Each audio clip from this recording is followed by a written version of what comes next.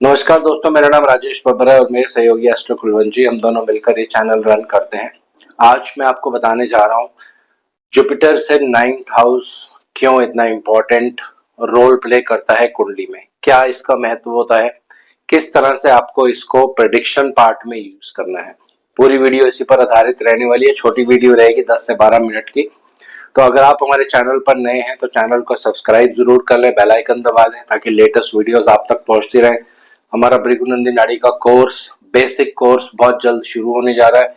अगर आप एनरोल करना चाहते हैं तो दिए हुए नंबर्स पर आप कॉल या व्हाट्सएप करके मैसेज ड्रॉप कर सकते हैं। तो आइए वीडियो आरंभ करते हैं, ज्यादा समय आपका नहीं लेंगे। वीडियो आरंभ करने से पहले भगवान गणेश जी और भगवान शनिदेव से आराधना करूंगा सबके घर में सुख और शांति बनाए रखें। तो देखिए, भृगुनंदी नाड़ी में जुपिटर सबसे इंपॉर्टेंट प्लैनेट माने जाते हैं।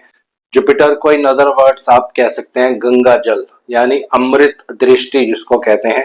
जिस भी ग्रह पर जुपिटर की एक पॉजिटिव दृष्टि पड़ती है, यानी शुभ होने चाहिए, किसी तरह से पाप प्रभाव में नहीं होने चाहिए, शुभ राशियों में होने चाहिए और शुभ भावों में भी प्लेस्ड होने चाहिए, तो वहां से जब उनकी दृष्टि पड़ती है तो बहुत ही लाभदायक दृष्टि मानी जाती है।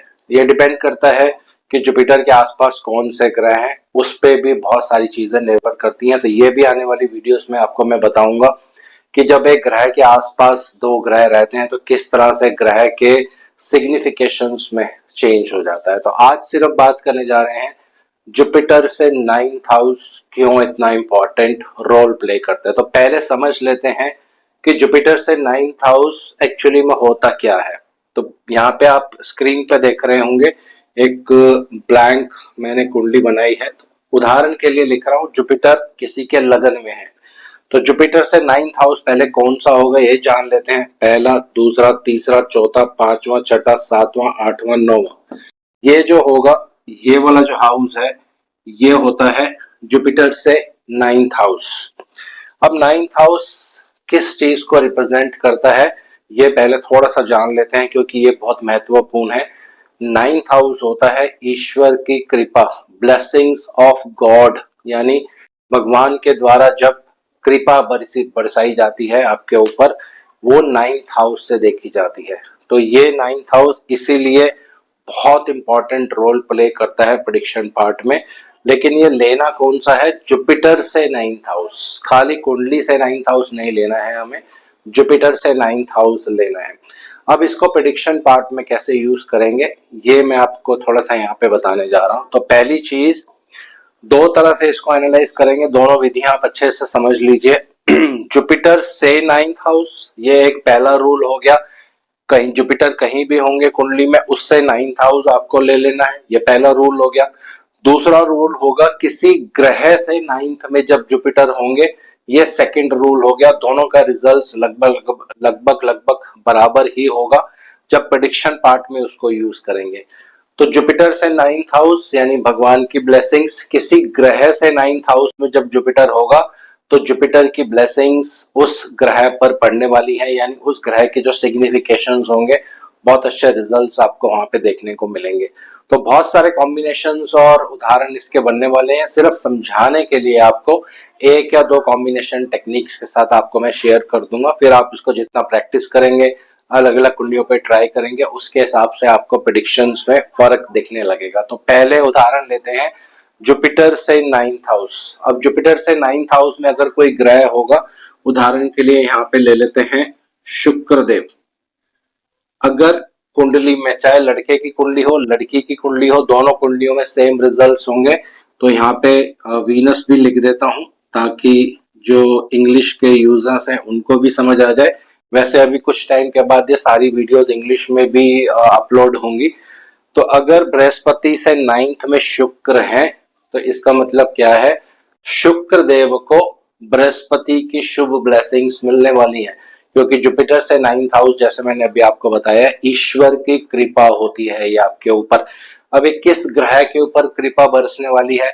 ये आपका कर्म है, ये पिछले जन्म के आपके कर्म है कि इस जन्म में अगर जुपिटर से नाइन्थ में कोई ग्रह आ जाता है तो अति शुभदायक रिजल्ट देता है। तो कैसे यूटिलाइज करेंगे?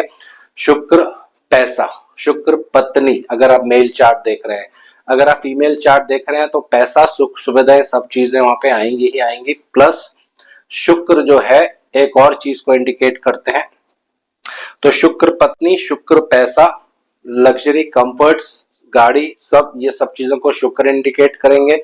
और इंडिकेट करेंगे फीमेल कुंडली में अगर आप शुक्र को एनालाइज करेंगे तो जातिका खुद जिसकी आप कुंडली देख रहे हैं, तो इसका मतलब जब जुपिटर की 9th हाउस में ये ग्रह रहेंगे तो जुपिटर की शुभ ब्लेसिंग्स इस पे पड़ेंगी, जुपिटर के 9th हाउस की ब्लेसिंग्स इस शुक्र में आएंगी, पैसा भरपूर मात्रा में आएगा, पत्नी बहुत अच्छी मिलेंगी, एक बहुत ही धार्मिक किस्म की लेडी मिलेंगी, अच्छी फैमिली से बिलोंग करती होंगी।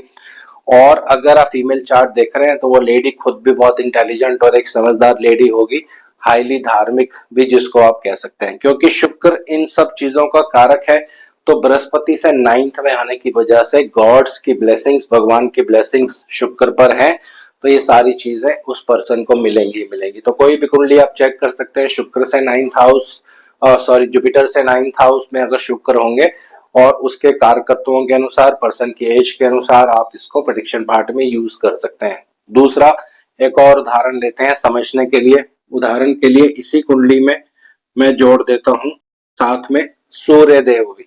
शुक्र ऑलरेडी यहाँ पे है, मैंने सूर्य देव को भी यहाँ पे ऐड कर दिया। ये कॉम्बिनेशन कहाँ बन रहा है, जुपिटर से 9th हाउस, तो सूर्य मतलब पिता के कारक, सूर्य मतलब नेम एंड फेम, सूर्य जो होता है राज्य कृपा भी जिसको कहते हैं, राज्य से जब कृपा मिलती है सूर्य का उसमें बहुत बड़े रोल होता है। तो ये सारी चीजें देखिए, बृहस्पति से 9th में सूर्य पिता के लिए बहुत अच्छा रिजल्ट देता है, पिता को लाभ मिलता है, और सूर्य नेम एंड फेम भी आपको देता है, गवर्नमेंट से कनेक्शंस भी देता है।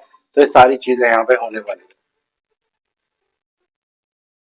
तो ये सारी चीजें यहाँ पे सूर्य देव को मिलने वाली हैं। सूर्य देव के जो भी कारक रिलेटिव्स होंगे पिता को मिलेंगी, और जो भी उनसे रिलेटेड और सिग्निफिकेशंस होंगे सारी चीजें यहाँ पे मिलने वाली हैं। अब इसको रिवर्स रिवर्स सिनेरियो में घुमाते हैं। तो रिवर्स में कैसे घुमाएंगे, इसको थोड़ा सा मैं रब कर देता हूँ ताकि कंफ्यूजन नहीं हो। पहले हमने लिया था सीधा जुपिटर से 9th हाउस, और उसके बाद हम यहाँ पे लेंगे